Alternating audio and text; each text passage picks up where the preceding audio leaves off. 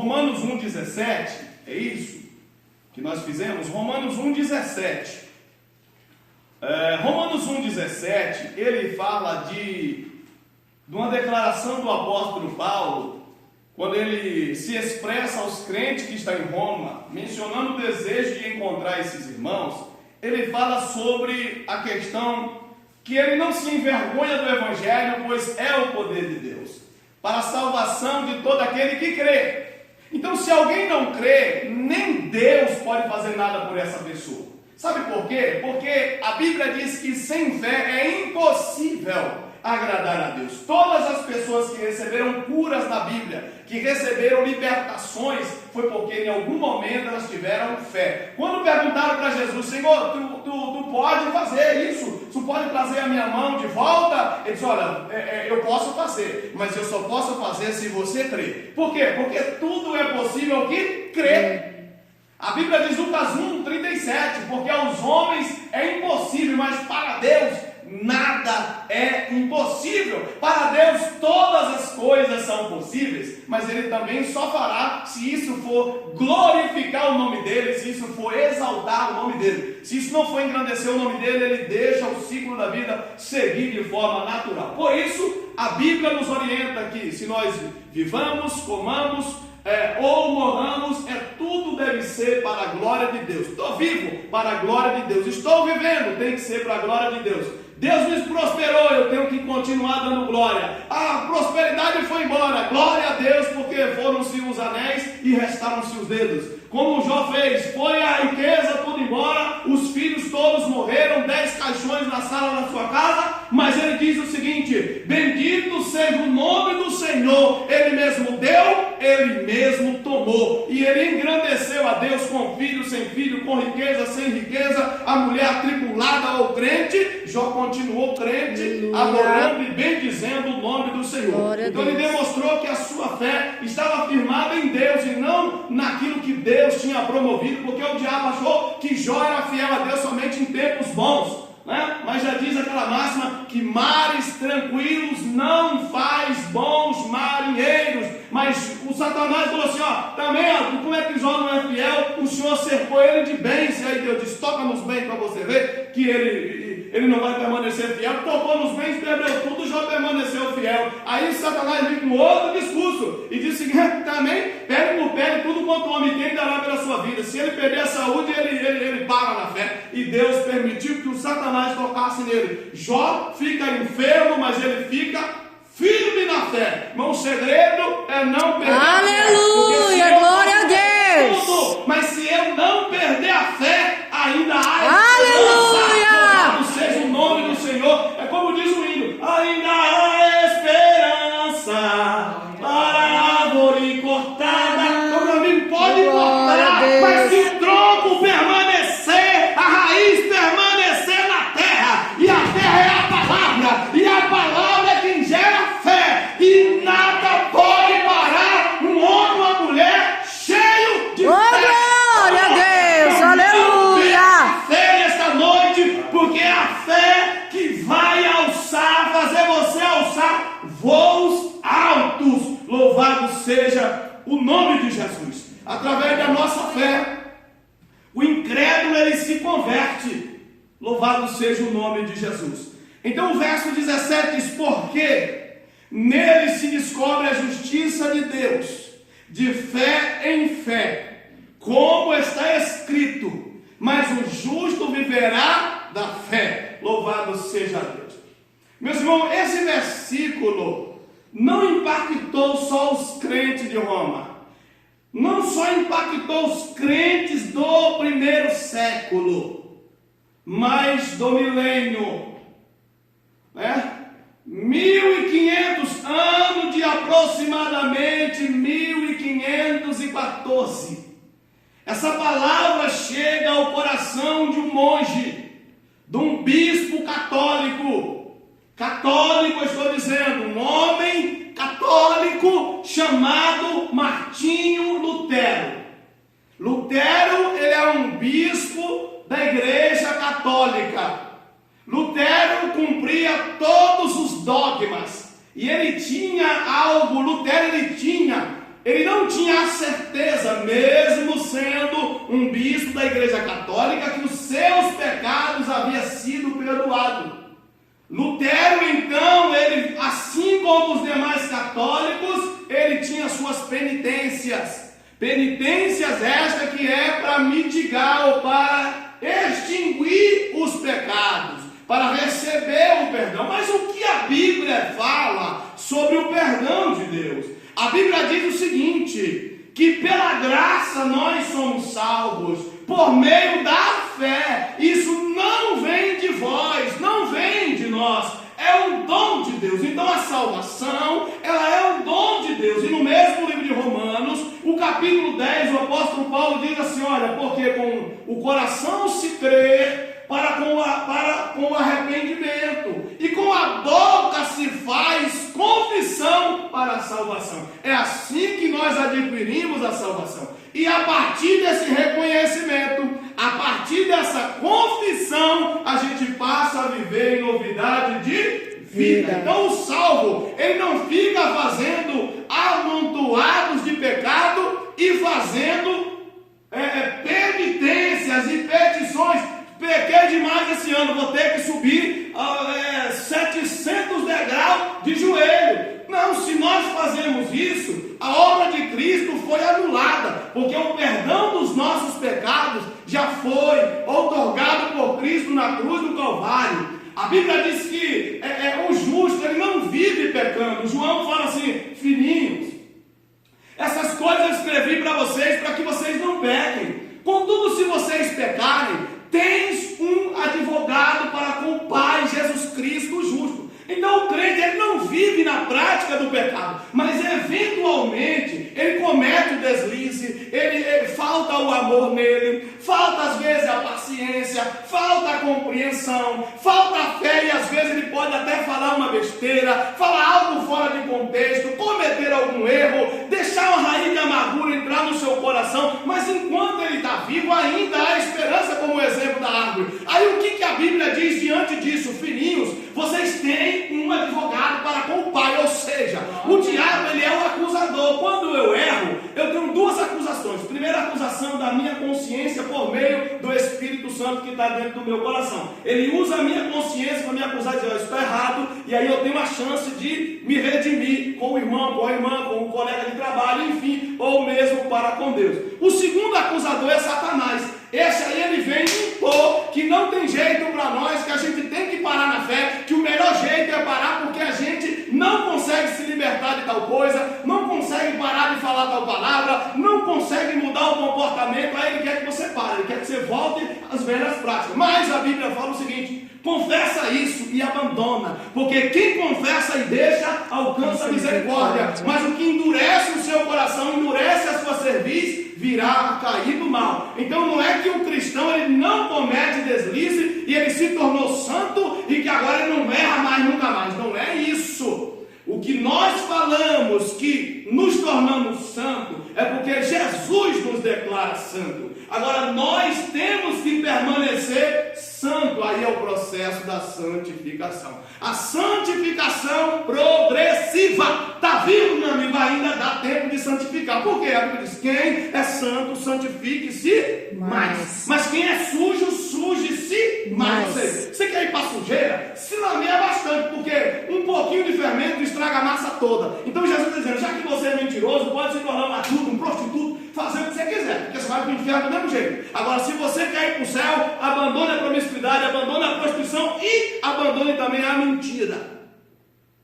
Então é um conjunto de coisas, não é uma coisa só. Então Deus, ele exige do ser humano que a santificação ela seja completa. Mas eu vou conseguir essa santificação aqui? Não. Mas então se eu não consigo essa santificação aqui, então eu não preciso me preocupar. Não, pelo contrário. Você tem que se preocupar, pois a Bíblia diz, bem-aventurado é o servo fiel e prudente, que quando o Senhor voltar, achar servindo assim. Uma coisa é eu cometer um erro e dizer, Senhor, eu quero mudar, eu preciso mudar, me ajuda a mudar. Eu preciso da tua ajuda porque eu quero mudar, mas eu não estou conseguindo mudar. Outra coisa é alguém que diz assim, mas Deus sabe, eu sou falha. Opa, peraí. Deus sabe que você é falho, mas você não tem que fazer nada. Você agora está sendo, alguém está lhe levando, lhe conduzindo ao pecado, ou você foi com as suas próprias pernas? Teve força para andar, mas não teve força para não andar? Então teve mentalidade para pensar, porque a Bíblia diz que a concupiscência ela nasce na mente. Havendo a concupiscência concebido, ela engravida, o crente engravida pela mente, no pecado, o homem engravida na mente, no pecado, na mente. Então diz, havendo a concupiscência concebida, e por onde que entra a cobiça? Por aqui, pelos olhos. Eu olho, eu cobiço, ela gera, e aí vem para a incubadora, que é o coração. Havendo a concupiscência concebido, dá luz ao pecado, engravidei. E o pecado sendo consumado gera morte. Quando o pecado ele está aqui, está tudo mais ou menos ok. Por quê? Porque ainda dá tempo de você fazer o aborto. Esse é o único aborto que Deus aprova, o aborto do pecado. Está na mente, está no coração, dá tempo para abortar. Mas depois que praticou, aí não tem jeito mais. Não tem jeito por quê? Porque agora, mesmo que você peça perdão, vai ter que sofrer as consequências. Mas Deus perdoa? Perdoa. Mas você tem que lutar para você não cometer o pecado. Você tem que lutar para não cometer, porque eu não quero ficar... É aquela história, aquela máxima que nós sempre falamos. O camarada, ele é um ex-ladrão. Agora ele já está redimido, já é uma nova criatura, já não rouba mais. Agora, pelo contrário, ele trabalha, ele oferta na igreja, ele dizima, ele faz obra de caridade, enfim. Mas aí um belo dia sumiu alguma coisa dentro, no ambiente em que ele estava, e alguém sabia da velha vida dele. Agora, digam para mim, por gentileza, quem vai ser o primeiro suspeito? Não precisa nem ser vidente, né? Nem ser profeta para falar, para pensar sobre. É claro que ele é o primeiro. Até a polícia vai suspeitar dele em primeiro lugar. Essa é a consequência. Essa aí Deus não tira. Aí ele vai dizer, mas Senhor, eu estou sendo fiel. Tá, filho, você está sendo fiel agora. E a tua vida preguiça? E a tua vida de promiscuidade que tu deixou lá para trás? Você está achando que as pessoas se esqueceram? Deus, ele joga o meu pecado no mar do esquecimento, mas as pessoas arrastam pela eternidade. Mas eu tenho que saber como que as pessoas fazem, mas eu não devo prestação de contas para ela, eu devo prestação de contas para Deus e viver para Deus. O que elas pensam a meu respeito, não muda absolutamente nada. Eu não devo viver de forma desregrada para pensar, eu não quero nem saber o que a irmã Sandra pensa a meu respeito. Eu preciso estar preocupado porque eu não posso ser objeto de escândalo. Pois se o meu comportamento servir de escândalo para o meu irmão, eu vou estar sendo também condenado por Deus. Porque a Bíblia diz, é lícito que havemos escândalos, mas há daquele pouquinho escândalo. Voltando ao texto, Martinho Lutero, que fazia todas essas coisas por conta dos pecados que ele sentia que ainda estava sobre ele. Um belo dia, Martinho Lutero, lembra, eu estou falando de pessoas que fazem seminários e muitos seminários da Bíblia. Não estou falando de leigos, estou falando de pessoas que conhecem as escrituras dentro do original, grego, hebraico, aramaico, latim, enfim, eles reviram todas as escrituras. Em 1514 o latim estava imperando. O grego todo mundo tinha que saber. Então, quando foi transliterado a Bíblia do hebraico para o grego, eles tinham que saber, e alguns sabiam ainda o aramaico, tinham que saber o latim. As missas eram ministradas, rezadas em latim. Então, eles tinham que conhecer toda essa parte dos radicais, que é a origem da palavra. Quando você vê um verbo, ele vai dar movimento àquele texto, ele vai dar ação, vai dar um movimento, vai dizer o que significa. E aí, dentro desses radicais, você tem várias palavras. Quando você translitera para uma outra língua, você tem que saber qual é a raiz que é mais compatível, que traz a essência do conteúdo, porque senão o verbo vai dizer uma coisa e o resto das palavras vai dizer outra. E dentro disso, Martinho Lutero, que já tinha lido a Bíblia inteira, um belo dia Martinho Lutero lê esse versículo. E ele se depara por este texto, porque nele se descobre a justiça de Deus pela fé. A justiça de Deus de fé em fé. Como está escrito, mas o justo viverá da fé. Em outro texto diz, o justo viverá da fé. E se ele recuar, a minha alma não tem prazer nele. Nesse momento, o Espírito Santo dá um grito na alma de Martinho Lutero e ele recobra a sua consciência e diz, então eu não sou justificado pelas minhas penitências? Então eu não sou justificado pelas escadarias que eu subo? Eu não sou justificado pelas indulgências que eu pago?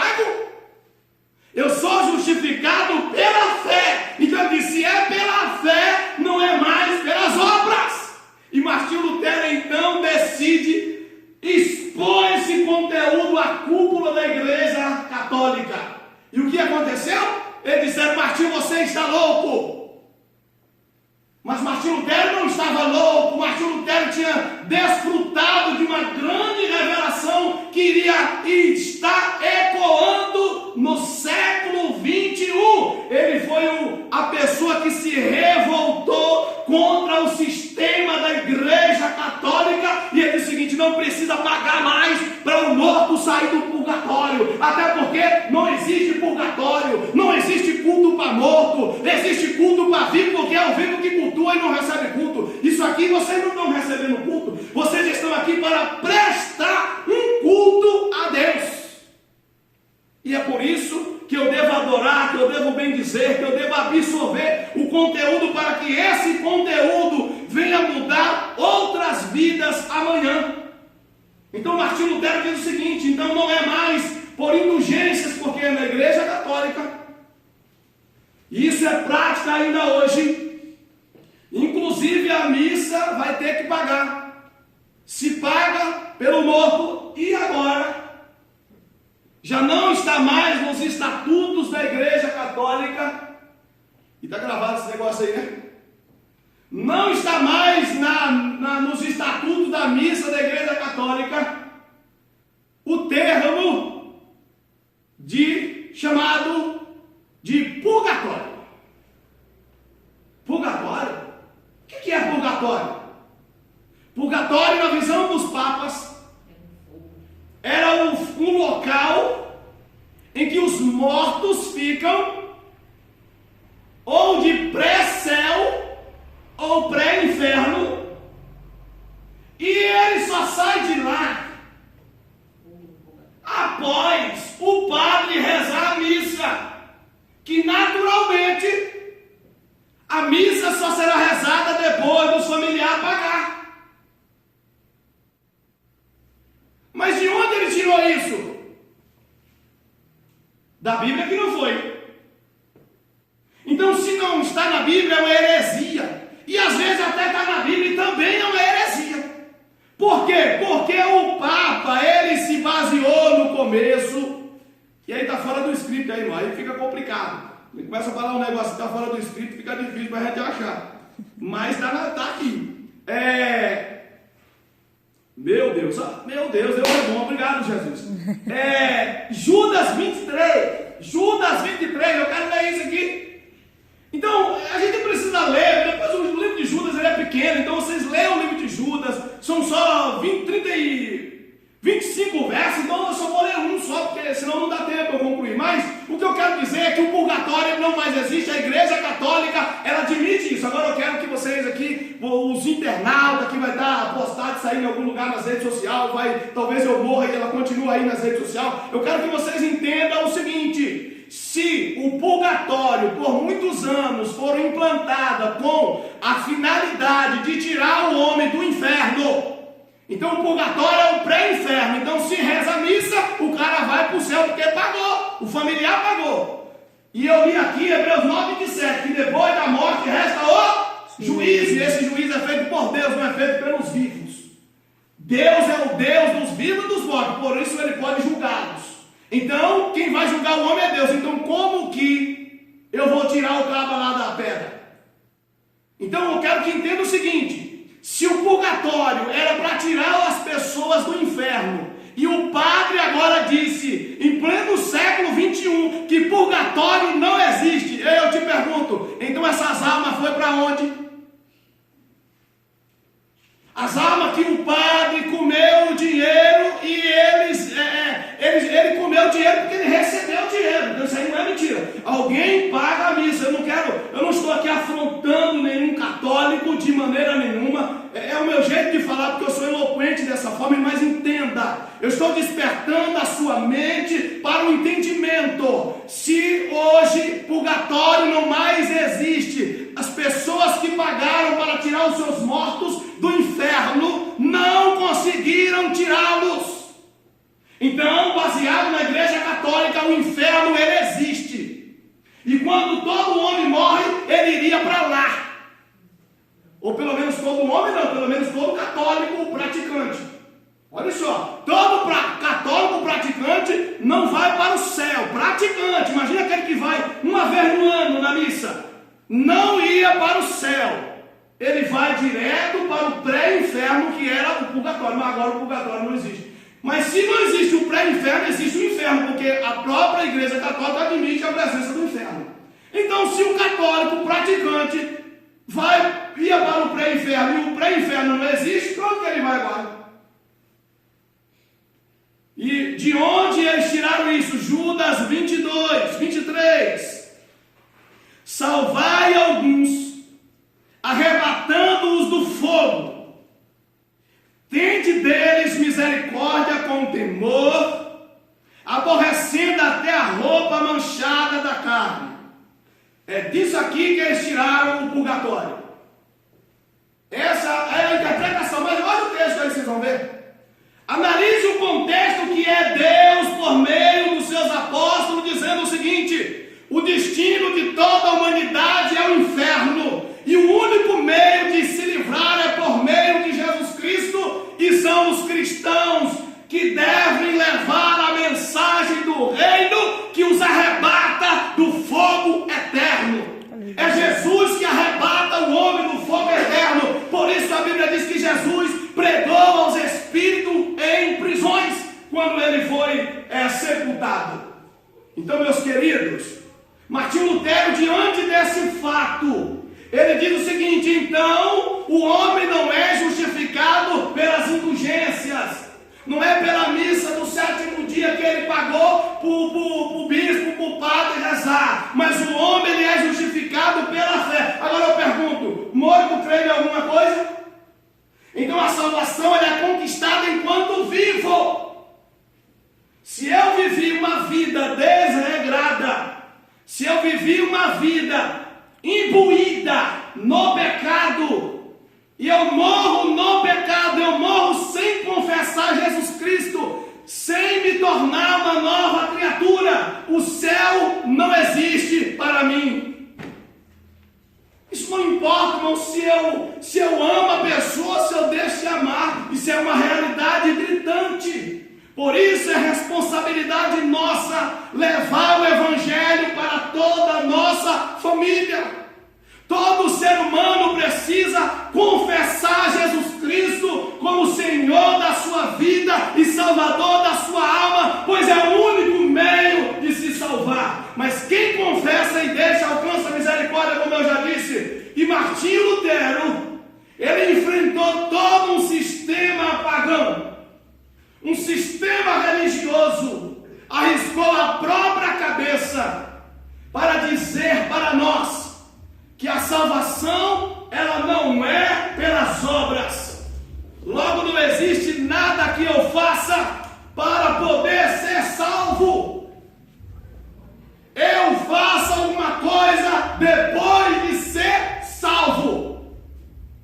Então eu ouço a palavra, a fé entra a palavra entra no meu ouvido, gera fé no meu coração. E uma vez que essa fé gerou no meu coração, automaticamente eu dou um passo. Eu reconheço Jesus como Senhor da minha vida e Salvador da minha alma. A partir do momento que eu reconheço Jesus como meu Senhor, a Bíblia diz que já não mais vivo eu, mas Cristo vive em Aleluia. mim. E a vida que eu vivia na carne, agora eu vivo na fé do Filho de Deus. Olha que maravilha! Não é dizer eu tenho Deus e viver igual aqueles que não têm Deus.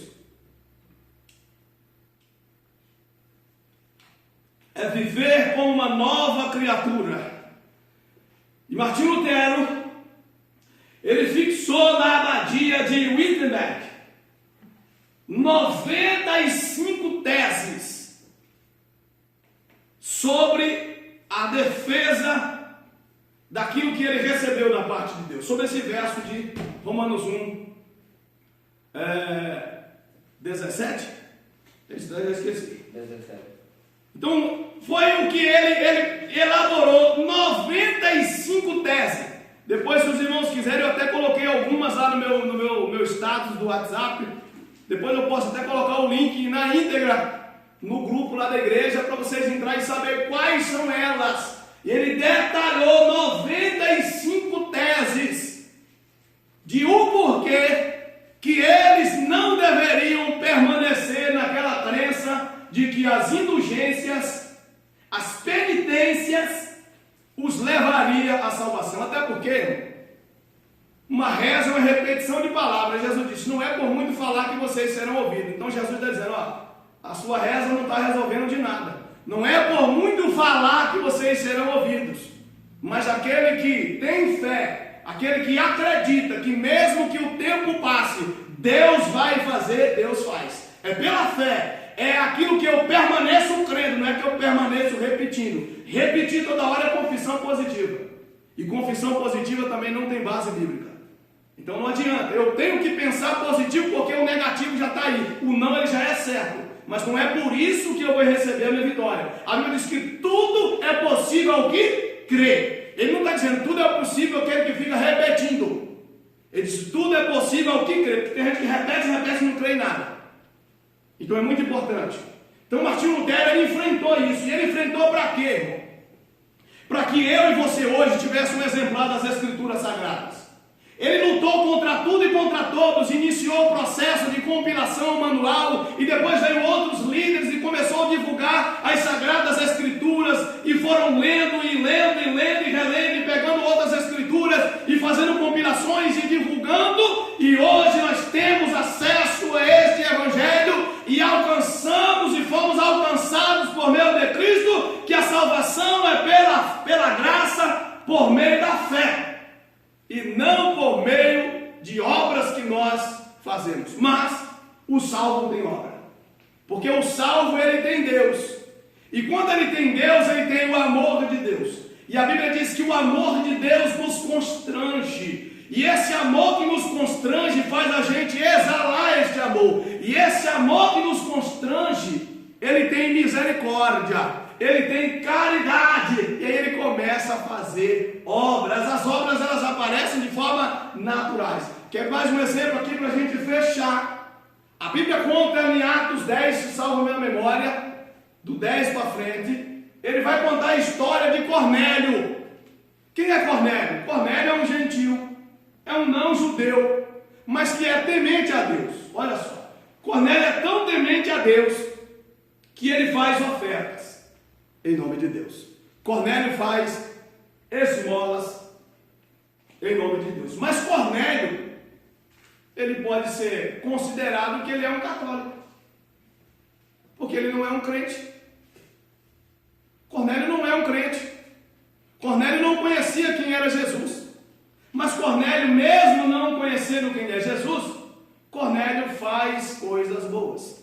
E as suas coisas boas chegou ao trono de Deus. Então Deus diz para Pedro, vai lá e fala para Cornélio sobre mim. Então, irmãos, a obra, ela não salva. A obra é para o salvo, mas existe uma memória diante de Deus pelas coisas boas que nós fazemos. Mas a salvação ou perdição não é pelas obras. Obras é para efeito de galardão. Agora, salvação, ela é por meio de confissão e abandono de pecados. E viver logo em seguida, que é o terceiro passo. Primeiro eu tenho que confessar, abandonar e depois seguir. Confessar, abandonar e seguir. Confessar o pecado, abandonar o pecado e seguir a Cristo. E aí diz, quem está em Cristo, nova criatura é. Aí Jesus disse, quem estiver em mim e as minhas palavras estiverem nele, ou seja, se ele obedecer as minhas palavras, vai pedir tudo que ele pedir, eu vou atender. Tudo que ele pedir for do meu agrado, eu atendo.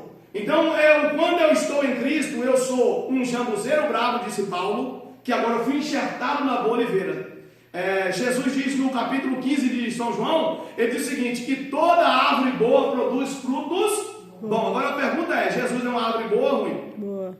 Então, se eu estou enxertado em Jesus, tem como eu dar fruto ruim? Não. Eu posso dar fruto ruim? Não. Então eu não posso, eu tenho que dar fruto bom. Por quê? Porque Jesus está em mim e eu estou nele. Se vós estiveres em mim e eu estiver em você, porque às vezes eu digo que eu estou em Jesus, mas Jesus não está em mim. E como eu sei, como as pessoas sabem na verdade que Jesus está em mim? Quando as minhas obras mostram Jesus. Então, se a obra do suposto crente não mostra Jesus, então sai fora. Esse aí é qualquer um, menos servo de Jesus, porque você olhou nele e não viu Jesus. Então ele pode ser um simpatizante de Jesus, ele pode gostar de Jesus, ele pode gostar da igreja, ele pode ser membro de uma igreja, mas infelizmente ele ainda não teve um encontro com Jesus. Jesus ele não está enxertado nesta boa oliveira. Então no dia de hoje é comemorado aí fora o dia das bruxas. Olha, bruxaria é coisa de prender as pessoas, certo? A bruxaria se usa para prender as pessoas. Usa-se bruxaria para prender alguém no casamento, para soltar alguém no casamento. Usa-se bruxaria para matar alguém que a pessoa não gosta. Usa a bruxaria para detonar as famílias. Ou seja, a bruxaria só é usada para o mal. Ainda que alguém tenha uma boa intenção, mas ela só é usada para o mal. Porque se vai estragar a vida de alguém para que outro seja feliz, isso aí não tem Deus não. Porque Deus não precisa de destruir a vida de ninguém para fazer a minha feliz. Ele pode fazer a minha feliz e a vida do outro feliz. Essa é a essência do Evangelho. Essa é a essência das Escrituras. E o homem ele só permanece na tragédia se ele quiser. Se ele tá ruim para ele, mas ele decidir tomar uma decisão de vir para Cristo, as coisas para ele também mudam. Tá certo? Então a bruxaria, ela aprisiona. Mas o Evangelho de Jesus Cristo, ele liberta. Olha que coisa linda. Né? Paulo diz assim: eu já estou crucificado com Cristo. E já não mais vivo eu, mas Cristo vive em mim. A vida que eu vivia na carne, agora eu vivo na fé do Filho de Deus. Paulo está dizendo: agora eu sou liberto, mas eu me tornei prisioneiro de Cristo. Por quê? Porque Ele só me faz bem. Então, no dia em que se comemora, que deveria ser comemorado a libertação da humanidade do sistema religioso, se comemora o dia das bruxas, o dia de aprisionar as pessoas, doce ou travessuras. A frasezinha até bonita, né? Doces ou travessuras. Aqui no mercado onde a Daniela trabalha, eu queria que ela usasse esse negócio aí, de um chapéuzinho lá, que pertence à dura. Um chifrão. Eu falei assim: se eu estiver trabalhando no serviço desse, pode mandar embora. Isso, as pessoas elas entram nesse sistema. E aí você olha na história e diz: vem cá, o que é que leva o ser humano a se tornar um ser melhor? O Evangelho, que tira ele da escravidão e traz ele para a luz? Ou a bruxaria? E a bruxaria só dá para fazer de noite. Tem que fazer no escuro, o mínimo de luz. E aí você já começa a ver, meu, quem gosta da treva é o demônio. A Bíblia diz que nós somos luz do mundo. E que essa luz não pode ser ofuscada. Senão vai virar tudo trevas. Imagina, você está na sua casa, só você de evangélico. Imagina se você parar na fé. Vai ser só treva, meu irmão. Aí o demônio toma conta. Aí que a coisa bagunça geral. Então, a Bíblia diz que enquanto nós estamos no mundo, nós somos a luz do mundo. E começa a profetizar na tua casa e falar, pode gritar de madrugada e levantar e dizer: Satanás, aqui você não tem vez. Aqui quem manda é Jesus de Nazaré. Começa a declarar pela fé, começa a profetizar. Enche o peito de ar e diga: aqui quem manda é o Senhor Jesus. E eu profetizo a falência de Satanás e dos seus projetos, e profetizo a minha família nos pés do Senhor Jesus, pela fé. Então hoje é o dia comemora-se o dia do protestantismo. E é graças a essa atitude, essa disruptura de Martinho Lutero com a Igreja Católica, que nós estamos tendo acesso a essas Escrituras. Porque quando você olha a Igreja Católica, que o que ela se tornou, ela era exatamente a igreja do primeiro século. Mas aí Constantino dominou a igreja, o sistema político dominou a igreja. Os apóstolos morreram, Aí acabou. Aí quem surgiu? O padre nomeado vigário de Cristo. Sabe o que é o vigário? Um representante legal. Mas em que parte da Bíblia diz que o Papa é representante de Jesus? Que ele é a autoridade máxima? Que ele é quem perdoa o pecado do católico? Não tem. Porque o perdão ele é dado por Deus por meio de Jesus Cristo. Foi para isso que Jesus morreu. Jesus não morreu para me dar o direito de perdoar as pessoas, decidir se as pessoas vão para o céu ou não. Jesus morreu e me deu uma incumbência, ide por todo mundo pregar o evangelho a toda criatura. Quem crer e for batizado será salvo, mas quem não crer será condenado. Jesus está dizendo, quem ouvir a minha mensagem e se tornar uma nova criatura, recebe salvação. Quem ouvir a mensagem e não der ouvidos, se perde. Simples assim. Então guardemos essa palavra. O Halloween, ou Halloween, sei lá como é que pronuncia, o dia das bruxas é para aprisionar pessoas. Mas o dia do protestantismo foi o dia da libertação de um sistema religioso falido e pecaminoso. E se você pesquisar aí a história dessa instituição, a coisa degringolou-se. Então é por isso que nós estamos pregando aqui Jesus Cristo. Quem salva é Jesus. Quem liberta é Jesus. Quem garante a nossa salvação é Jesus. E tudo isso